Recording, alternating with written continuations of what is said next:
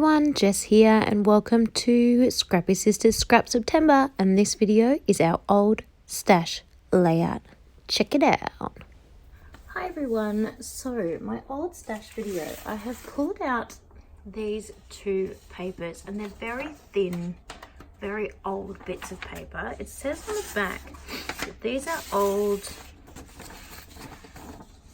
Bo Bunny Press 2007 Shabby Princess Collection, Jan Langroy, 12-inch Stardust, 12-inch Star Stuck Stripe.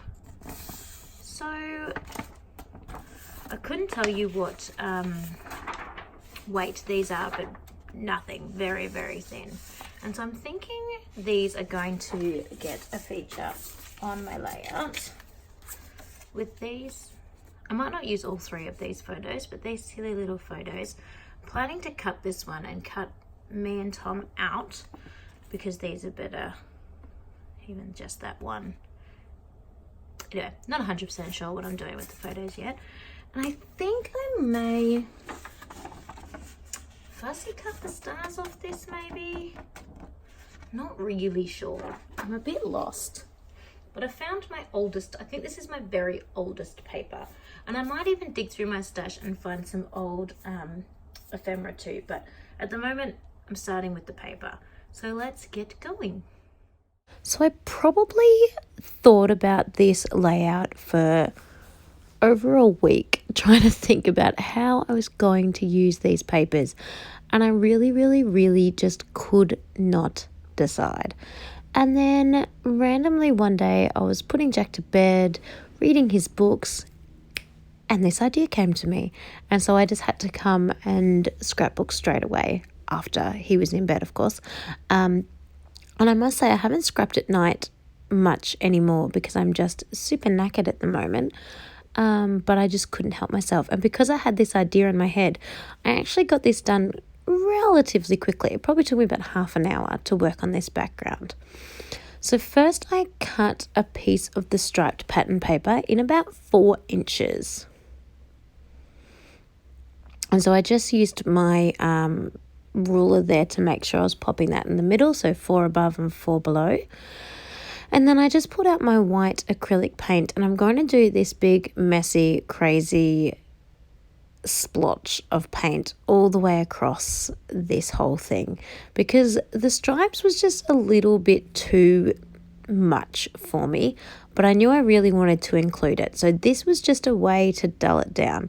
And I'm going to sound like Missy Wooden here and say it looks like a hot mess and it looks like I've ruined it and it looks like it's way too much, but it's totally not. Just roll with me.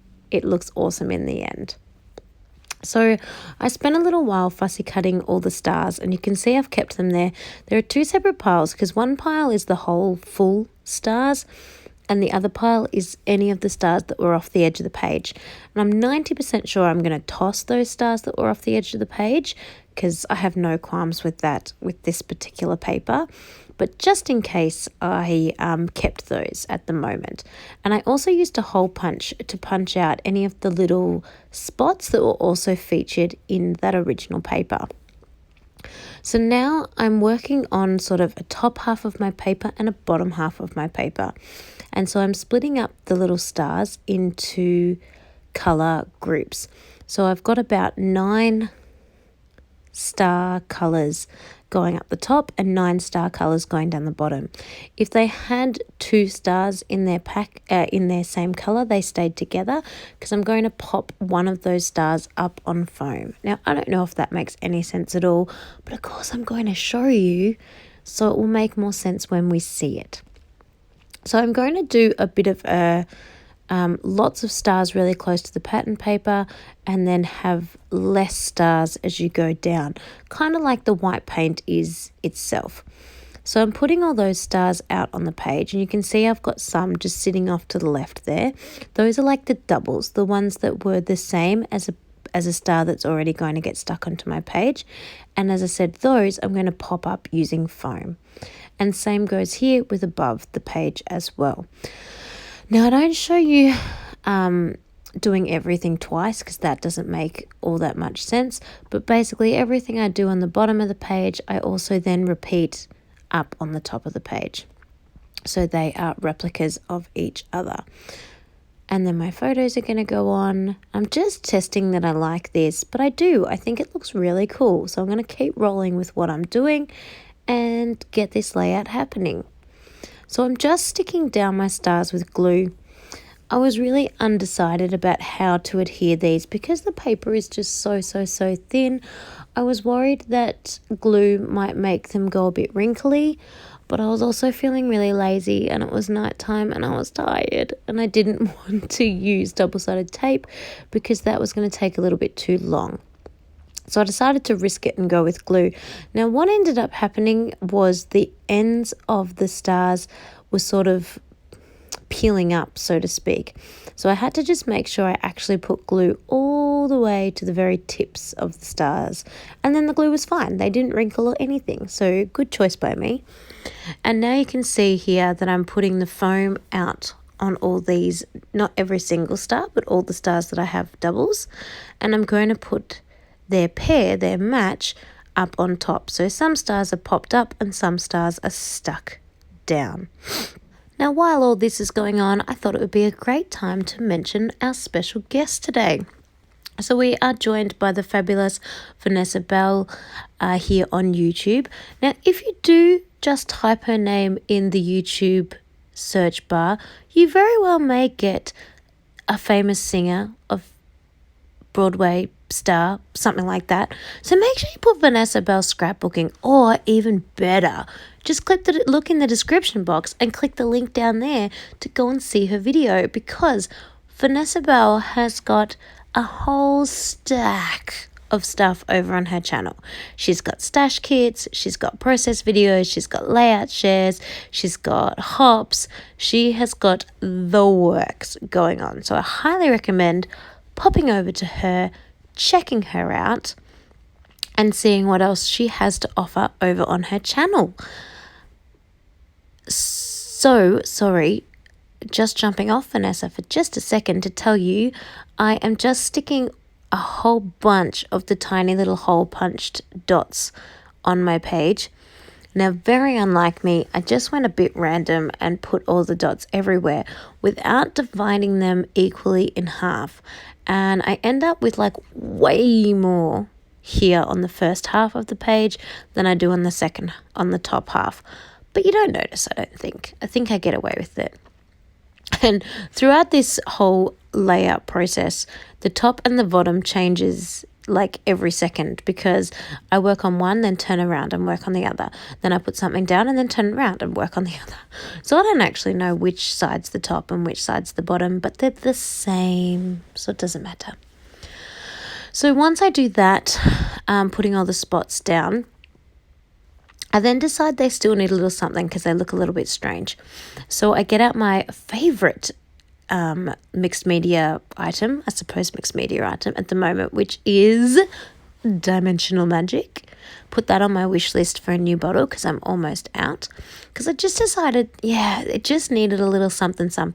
And this Dimensional Magic is just going to make those look a little bit like mini enamel dots, or maybe little teeny tiny flare. They certainly don't have the height that normal flare have, but they have the hard texture and a slight little, bubble, bulge, and shiny. So I do that to all of them and they end up looking a little bit like googly eyes, but I'm quite happy with how that turns out. So this is the next day. It's had well and truly enough time to dry. I've backed my photos in just plain white, and you can see I did just use the three I thought I was going to use right from the start. I have done that, and I've popped those up on foam, and I've just stuck them down and then realized there's a little orange tag over on the left hand side underneath my foam tape that I really want to include next to the photograph of myself and Thomas, and I haven't left myself enough room. So luckily I've just realized in time, and I can move all of that before I've actually done too much. So that's really good. I've pulled out all of the boy collections that I have left that I could find. So I've got Crepe Paper Boys Rule, I've got You Rock, Cocoa Vanilla Studios You Rock, I've got, don't know what else, a few. I'll show you as they come along.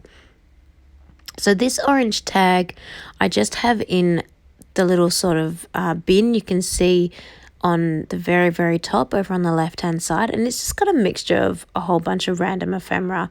For when I'm basically finished, I just put it in that bin instead of keeping it in its pack. And so it's the Crepe Paper collection.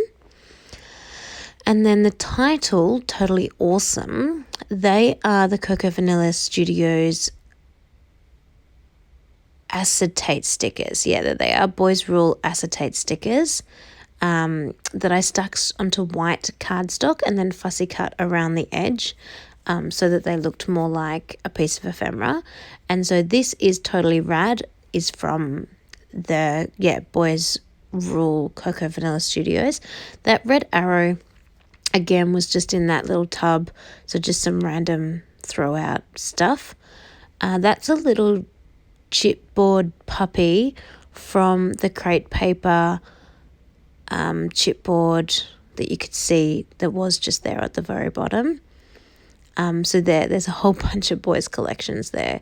Cool Kid, that's what it's called, Cool Kid. And I did use a sticker from Cool Kid as well, and I also used a sticker,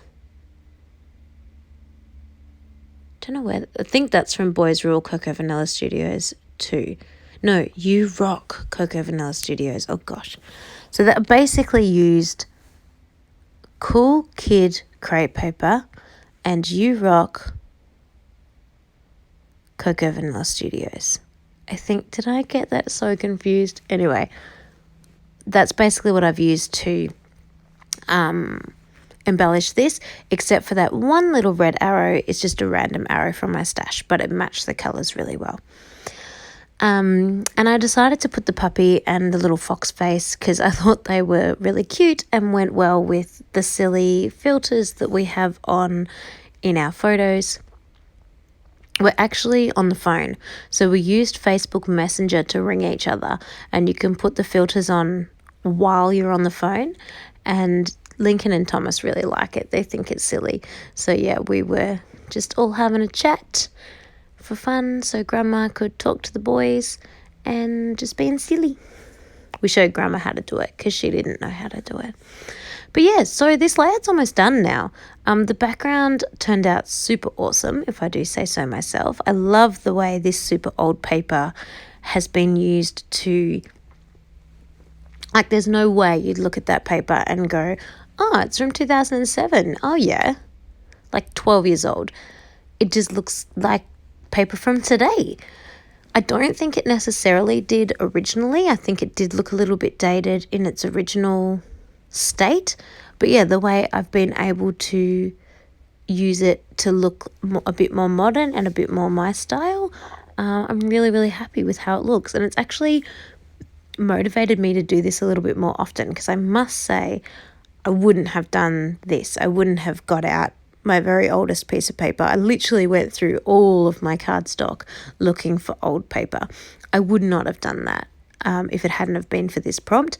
And even though it probably took me a week to think of a way to use this paper, I'm really happy with what I've come up with. So hopefully some of these prompts, not necessarily this one, but other prompts as well, are helping you to do that too. So I decided, amazing for me, not to put any hidey shine on this layout, which just seems so bizarre. I probably could have, but I think because of all the little spots, it didn't really need it. And instead, I've put a few rhinestones on, which you can sort of see. I hid them behind some of the stars, just as a little pop of shine. But there's already so much shine happening with the dimensional magic on the spots. But there is my layout. I love it. I hope you like it too. Please like and subscribe. Please leave me a comment, and I will see you tomorrow.